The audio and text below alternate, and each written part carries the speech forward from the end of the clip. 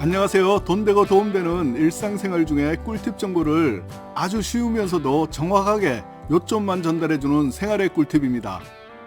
오늘 생활의 꿀팁에서 준비한 내용은요, 개별 난방과 지역 난방도 모두 가능한 난방비 절약 꿀팁을 준비했습니다. 이것만 알아도 불필요한 난방비 지출을 적게는 몇만 원에서부터 경우에 따라서는 몇십만 원까지 절약할 수가 있으니까 끝까지 함께 해주세요. 자, 그럼 그 내용 바로 시작하겠습니다.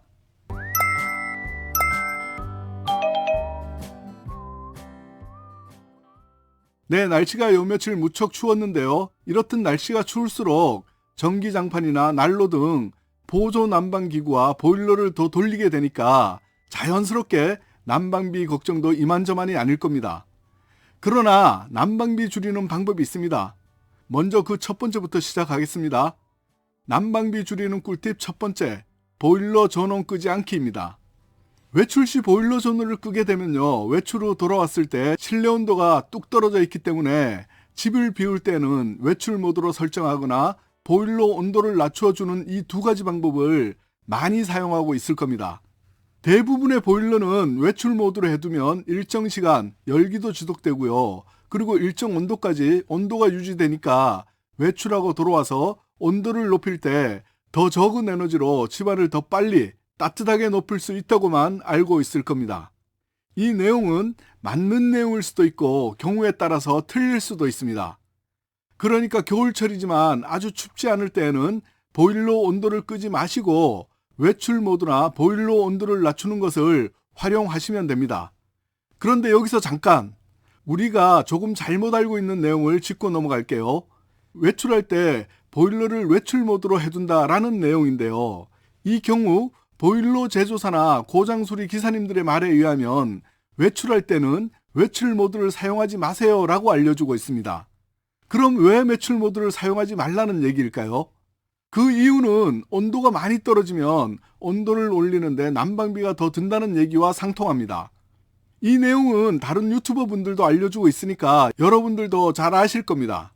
그러나 외출 모드는 외출 모드의 기준이 제조사별로 조금 차이는 있지만 대략 실내 온도 8, 9도 정도를 기준으로 해서 이 온도보다 더 낮아지면 보일러가 돌아가게 설정되어 있습니다. 그래서 이 외출 모드는 가을철이나 좀 따뜻한 지역에서는 괜찮지만 아주 추운 영하의 날씨인 겨울철에 외출 모드로 해두면 나중에 그만큼 온도를 올리는데 비용이 더 들어가게 됩니다.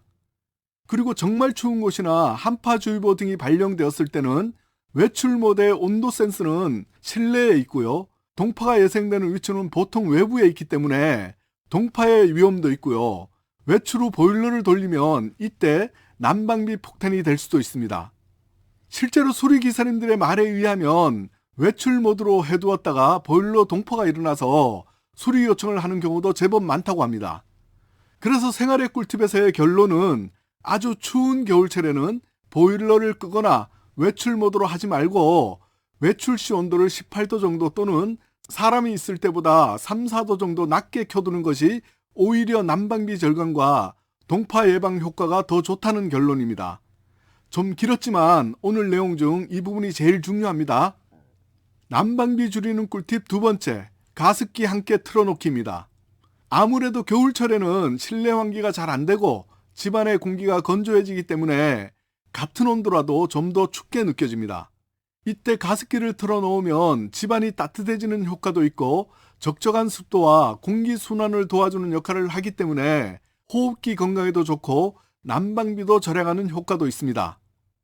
가습기를 사용할 때에는 가열식 가습기가 더 좋고요, 습도는 현실적으로 40%에서 50% 정도까지 맞추면 효과가 제일 좋습니다. 난방비 절약하는 꿀팁 세 번째, 오래된 보일러는 친환경 보일러로 교체해서 사용하기입니다. 보일러가 10년 이상 오래되어서 교체해야 할 시점이라면 친환경 컨덴싱 보일러로 교체하는 겁니다. 이 친환경 보일러 교체만으로도 난방비가 1년에 12만 원에서 15만 원 정도가 절약되고요, 환경에도 일조하고 열 효율도 훨씬 더 좋으므로 난방비 절감 효과가 훌륭합니다. 친환경 보일러로 교체할 때 정부에서 지자체별로 보일러 교체 지원금도 받을 수 있는데 대략 10만 원에서 저소득층인 경우는 60만 원까지 지원받을 수 있습니다. 다만 선착순으로 지원해 준다고 하니까 계획이 있으신 분들은 지금 바로 서둘러서 문의해 보시기 바랍니다. 문의할 곳은요, 각 시, 군, 구청과 주민센터, 보일러 대리점 등입니다. 그 외에 현재 나오는 난방비의 무려 20% 정도 난방비 절약 효과가 있는 보일러를 주기적으로 청소해주면 좋고요. 실내 온도를 2, 3도 정도 더 높일 수 있는 집안의 창문 등을 뽁뽁이나 커튼 등으로 단열하는 것입니다. 그리고 내복이나 보조 난방기구를 함께 사용하면 난방비 절감에 도움이 됩니다. 오늘 제가 말씀드린 것 외에 여러분들의 난방에 관련한 다른 정보나 의견이 있다면 댓글로 남겨주셔서 정보 공유 부탁드립니다.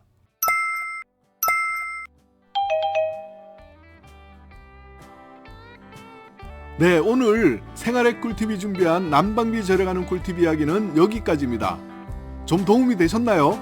저는 다음 영상에서 더 좋은 꿀팁 정보로 또 인사드릴게요. 감사합니다.